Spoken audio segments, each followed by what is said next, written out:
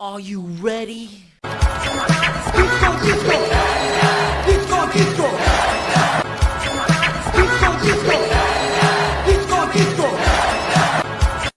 gonna be a hot girl disco summer. I'm never doing that again. I apologize. Why did I do that? Why did I do that? Here, let's fix it. Something cool.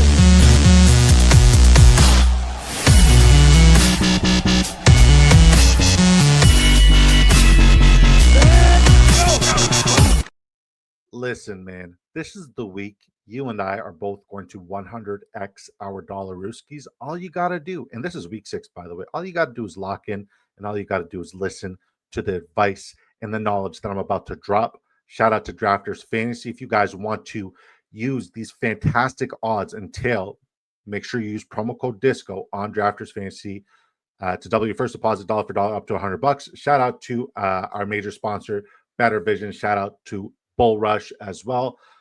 Without further ado, let's get into it. Let's talk about our first prop. Our first prop is Breece Hall over 28.5 receiving yards or 13.5 longest reception. In this ticket, we got the 13.5 longest reception. Why? Denver allows the 6th most receiving yards to running backs at 46.20 and the most yards per reception at 14.44. So right now, his longest reception is at 13.5. We're going to smash that. And when we're looking at Breece Hall's performance, week 1 against Pittsburgh, he had 38 receiving yards. Week 2, he had 9 receiving yards, but it was against Buffalo and it sucked. So he hit this prop 4 out of 5 weeks. In week 3, he had 4 receptions for 31 yards.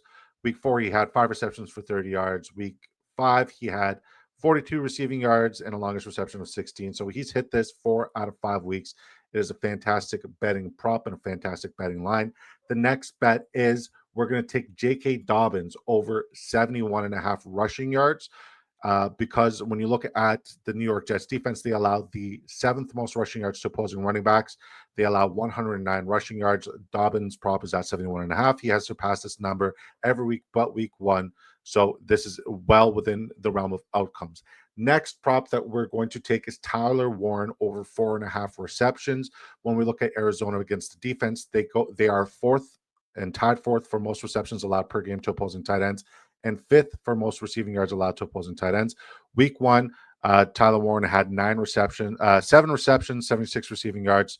Week 2, he had 4 receptions, 79 receiving yards. Week 3, 3 receptions, 38 receiving yards. Week 4, 5 receptions, 70 receiving yards. Week 5, 4 receptions, 44 receiving yards.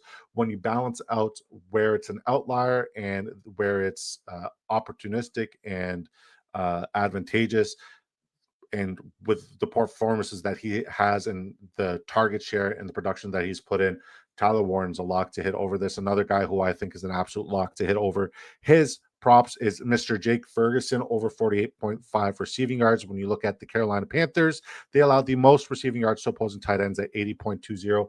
And Jake Ferguson's been on a heater, so you can't really knock Jake Ferguson for being on a heater. Next, we got Emeka Egbuka over 75.5 receiving yards. He's been averaging well over this for the last 4 weeks. This is going to be a tight game script against a battered and bruised San Francisco 49ers secondary. We also just got word that Chris Godwin's going to be out, so he is going to be the lone and favorite target. I have him projected for 150 receiving yards. This is a fantastic outlier.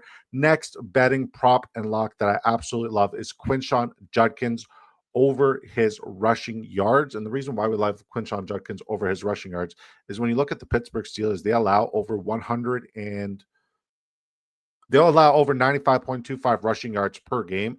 And for all the weeks that Quinshon Judkins has played for 50% or more of the snaps, which has been the last 3 weeks, he's been active in the NFL. The first week, obviously, he had an extended bye week because we didn't know if he was suspended. He didn't really have a contract. The second week, he came back. He had 27% of the snaps.